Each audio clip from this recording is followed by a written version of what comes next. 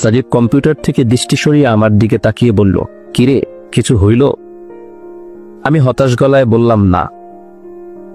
তার মানে তোকে 1 বছর ড্রপ দিতেই হবে? সাজিদ জিজ্ঞেস করল।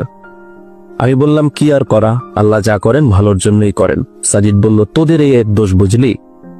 দেখছিস পুয়ার অ্যাটেন্ডেন্সের জন্য 1 বছর ড্রপ খাওয়াচ্ছে, তার মধ্যেও বলছিস আল্লাহ যা করেন ভালোর জন্যই করেন। ভাই, এইখানে কোন ভালোটা তুই পাইলি বলতো? সাজিদের সাথে এই মুহূর্তে তর্কে জড়াবার কোনো ইচ্ছা আমার নেই, কিন্তু তাকে একদম ইগনোর করাও যায় না।